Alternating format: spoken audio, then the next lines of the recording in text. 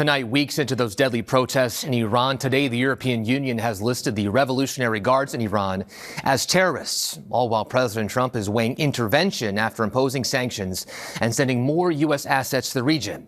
With the country still in a communications blackout, our team spent the last few weeks trying to understand what is going on and who is being killed. In tonight's Prime Focus, Ian Pannell looks at a regime in turmoil now killing its own people as Iranians cry for help. And a warning, you may find some of the videos and accounts disturbing.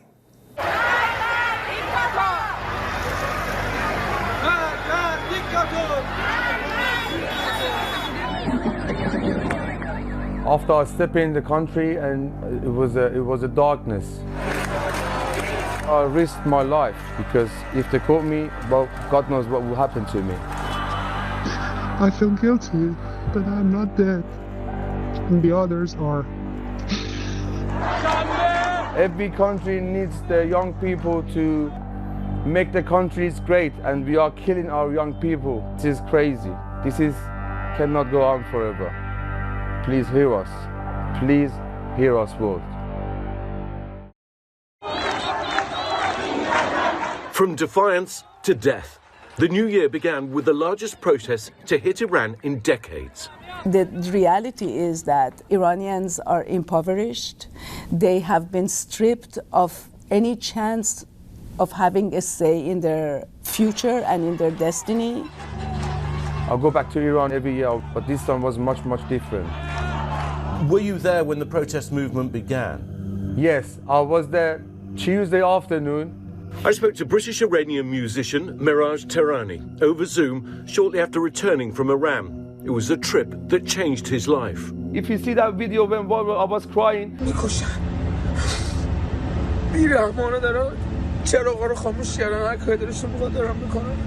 I promise, my friend, I promise I can be your voice.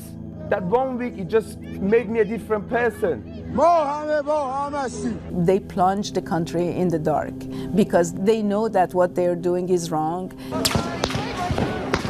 Facing perhaps the greatest threat since the revolution of 1979, the Iranian regime drew a veil of silence and death across the country, controlling almost all communications in and out to stop protesters from organizing, from speaking out, to stop the world from bearing witness to the horrors it unleashed.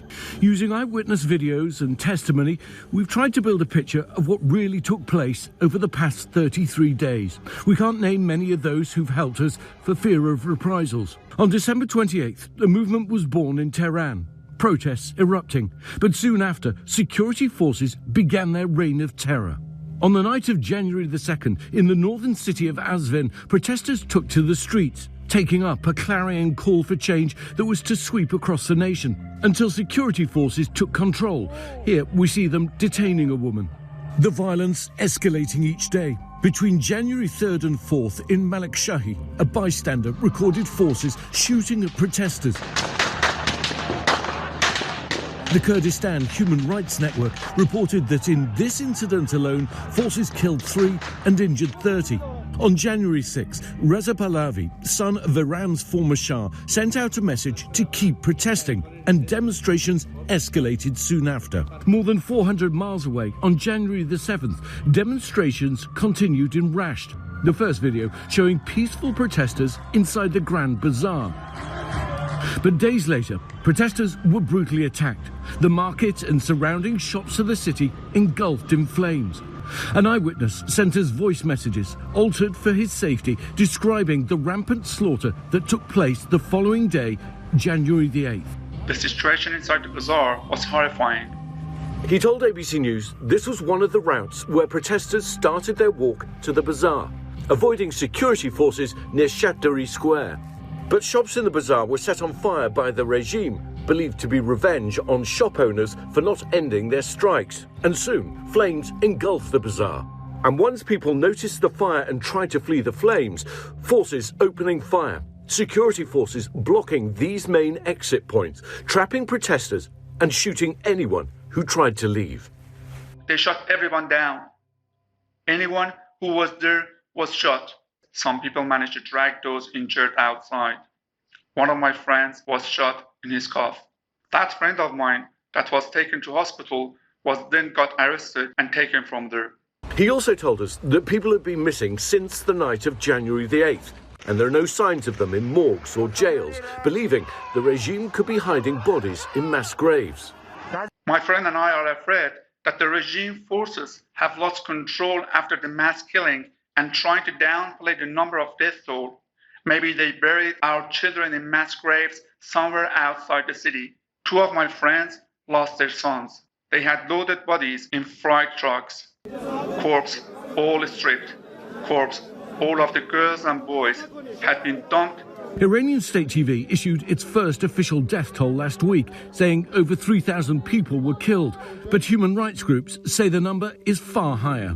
The human rights activist news agency say they verified over 6,000 deaths in the past 33 days, with 17,000 more cases under review. But the numbers vary widely. Among the dead, Javed Ganji, a filmmaker and artist. Nasim Pouragay, a wife and mother of 2 young children. Mobina Beheshti, a 21-year-old university student, and 23-year-old Rabina Aminyan, who was shot from behind while protesting with friends in Tehran on January 8th.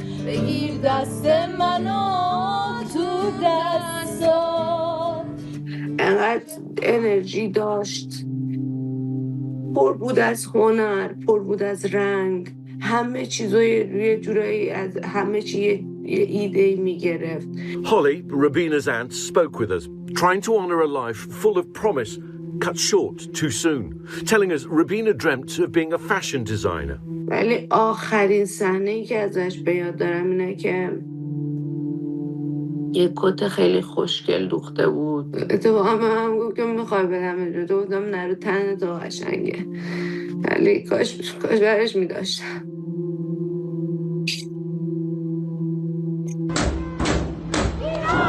من نمیتونم سکوت کنم، من واقعا نمیتونم تحمل کنم.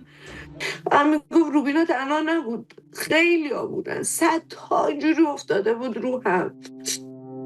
و دونه دونه باید بین اینا بگشته پیداش کنه و And as the death toll continues to rise, each number represents a family like Rabina's now facing an unbearable pain. Photos of bodies seem to confirm accounts from doctors on the ground who told ABC News that some protesters who were injured were shot after being hospitalised.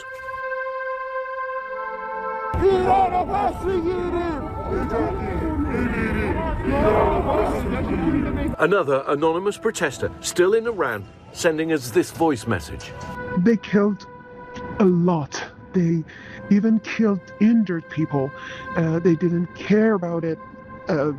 They attacked hospitals and killed people, injured people inside the hospitals, and they take away their bodies.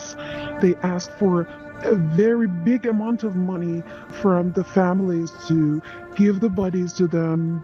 Iran has the support of China, has the support of Russia, has our oil resources, has weapons, has the will to kill. The quicker the action happens, the more lives can be saved, and the sooner we can see the regime's collapse. I believe the president is a man of his word, as I said before. President Trump has made several comments urging the people of Iran to continue to protest, imposing sanctions while threatening intervention. And we'll see what happens. It's a big force. We have a big force going toward Iran. I'd rather not see anything happen, but we're watching them very closely. But despite Trump's many promises, there is no relief. Iran is a country drowning in the blood of its own citizens, and now groups of protesters are asking for foreign intervention. It's terrifying. Yeah, I feel emotional. Sorry for me being like this. No, please. It's been terrifying. It's been absolutely terrifying. I mean, people are out and they want changes and they kill you. But how come the world is not seeing us?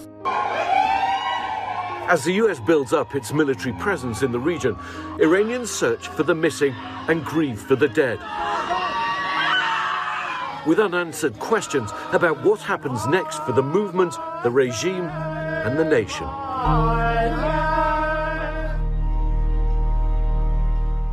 Ian Pannell, thank you.